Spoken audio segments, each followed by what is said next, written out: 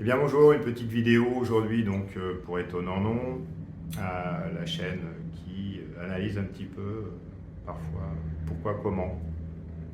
Alors ceux qui voyagent beaucoup ont sûrement remarqué que en France, eh bien je pense qu'on est un des pays record pour le non-service. Ça veut dire que il n'y a pas de service chez nous dans tout azimut, commerce, administration, médecine, où tout est saturé. Donc on a dans ce pays une impression de saturation énorme des choses, comme si, on va dire, les offres n'étaient pas suffisantes par rapport à la demande.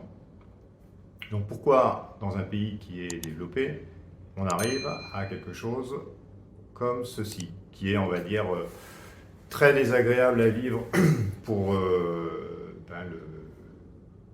le citoyen moyen, qui a l'impression de payer quand même des impôts, de la TVA et de n'avoir aucun retour, ou tellement peu.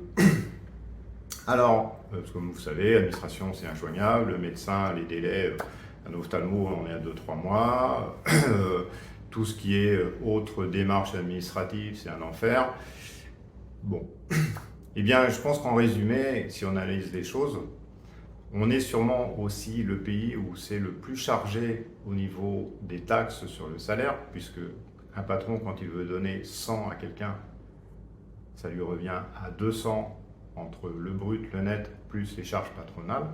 Donc ce qui fait qu'on arrive à des situations ubuesques où pour donner 1800 € à quelqu'un, qui est déjà pas beaucoup en France, on va dire on survit avec ça, si on est tout seul surtout, revient à peu près à 3500 €, 3600 € au patron, plus, c'est une toute petite parenthèse, le CDI, souvent pour le patron, est égal le mariage, et donc il y a de moins en moins de gens qui veulent embaucher en CDI. C'est pour ça qu'on a recours souvent à l'auto-entreprise, qui est aussi un espèce de salariat déguisé qui est pénalisé en France, mais les patrons ils font comme ils peuvent, surtout les petits.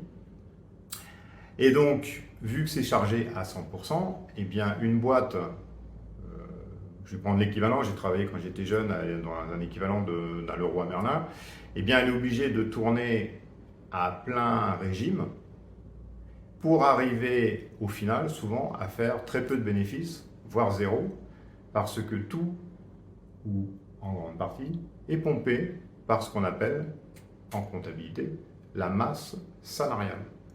Donc qu'est-ce qu'on fait pour sortir un petit bénéfice? Donc que ce soit aux terrasses de café ou ailleurs, hein, enfin on le vit tous. Eh bien on embauche le minimum de personnes, et donc au final il n'y a aucun service. Voilà.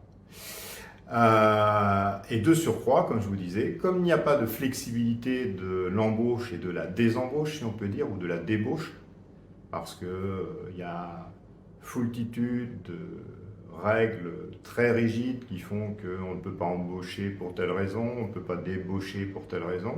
Eh bien, grosso modo, un patron, il dit, tiens, voilà, là, la semaine prochaine, j'attends du monde, je vais embaucher un peu des gens. C'est tellement difficile d'embaucher, de débaucher que bon, on ne fait pas parce que c'est trop dur. Donc au final, eh bien, je vous dis encore une fois, on arrive à des situations où tout est en sous-effectif, et ça devient presque, j'allais dire, l'enfer pour beaucoup de choses, contrairement à des pays comme ici où j'habite, en Thaïlande, où on est tout à l'inverse et où il y a une grande disponibilité des salariés. Du fait, c'est vrai que les salariés ici ne sont pas tellement payés, et surtout, je crois qu'il y a 10% à peu près de charges sur salaire. Voilà, vos commentaires sont les bienvenus, vos abonnements aussi, l'activation de la cloche également. Au revoir.